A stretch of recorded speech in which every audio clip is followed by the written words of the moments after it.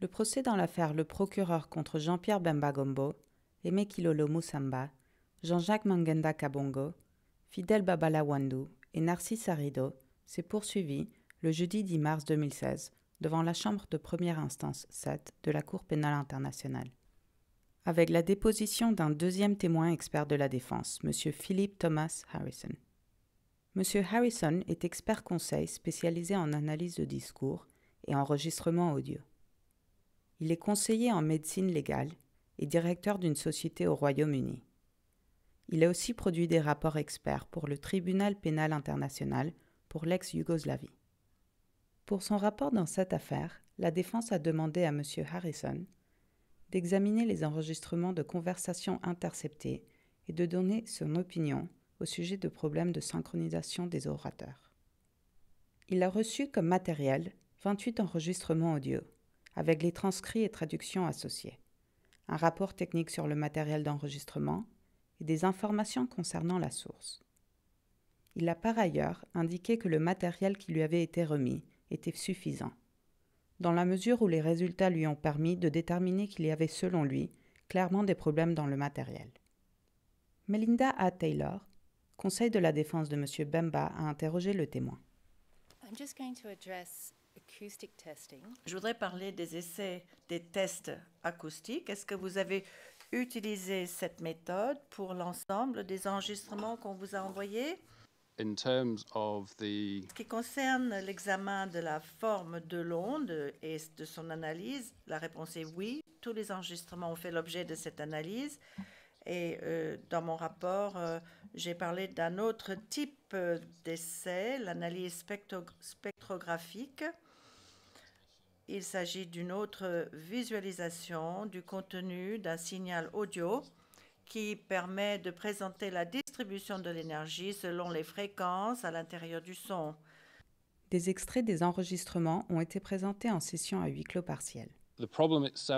C'est un problème qui est lié à la détection de l'activité vocale que l'on abrège généralement VAD. Dans les télécommunications, les téléphones mobiles, afin d'économiser la quantité d'informations que l'on doit transmettre, le matériel téléphonique va détecter lorsque des énoncés sont prononcés. C'est-à-dire que le détecteur d'activité vocale détecte à quel moment vous parlez et à quel moment vous ne parlez plus.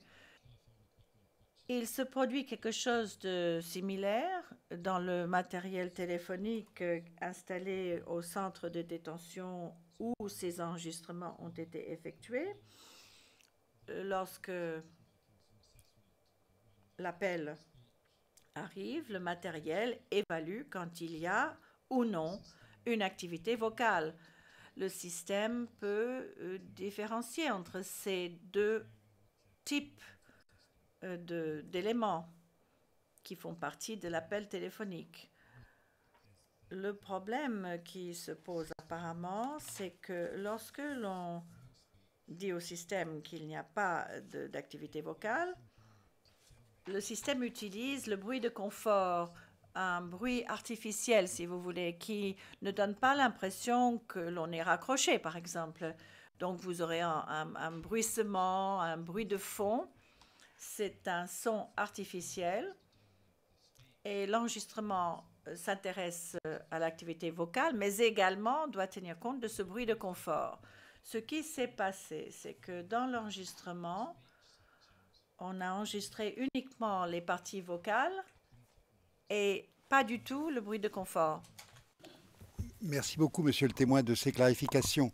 Si je vous ai bien compris, les origines de ce phénomène que nous observons ensemble sont d'ordre technique et ils sont dus à des caractéristiques propres au matériel d'enregistrement qui a été utilisé. Yes, Oui, votre évaluation du problème est la bonne.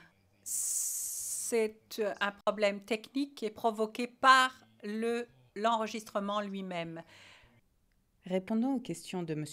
Roland Azama Chali Rodoma, conseil de la défense de Fidel Babalawandu, le témoin a déclaré que le logiciel qu'il avait utilisé n'avait pas eu de conséquences sur les résultats et que même s'il est possible pour différents analystes d'arriver à différentes conclusions, tous les résultats seraient les mêmes en ce qui concerne le problème de synchronisation. Au cours du contre-interrogatoire, Ruth Frolich, substitut du procureur, a suggéré que l'enquête aurait pu être largement plus complète si le temps, le matériel et l'argent n'avaient pas été des facteurs de limitation dans cet exercice. Le témoin était d'accord, mais a affirmé que cela était suffisant pour résoudre la question qui lui avait été posée. When was the error in your report pointed out to you? Quand est-ce que l'erreur indiquée dans votre rapport vous a été indiquée? L'erreur que vous aviez commise vous a été indiquée. Defense counsel, Ms. Taylor. Par Maître Taylor. Okay, so at the time, Donc au moment où vous avez préparé le rapport, vous ne saviez pas qu'il y avait une erreur dans votre rapport. No, that's correct. It was an oversight. Non, effectivement, c'était une négligence de ma part. Et le professeur French ne l'a pas remarqué non plus. and there could be other errors. Il pourrait y avoir d'autres erreurs, n'est-ce pas? I'm not aware that there are any. Je ne pense pas qu'il y ait d'autres erreurs numériques. Il peut y avoir des erreurs de typographie. S'agissant des résultats et de mes conclusions, je pense que ce qui figure là représente bien ma réflexion sur cette question. Donc, je ne dirais pas qu'il puisse y avoir des erreurs de ce type, mais éventuellement des erreurs typographiques, certainement. Le procès dans cette affaire s'est poursuivi le vendredi 11 mars 2016 avec la déposition du 4e témoin de la défense.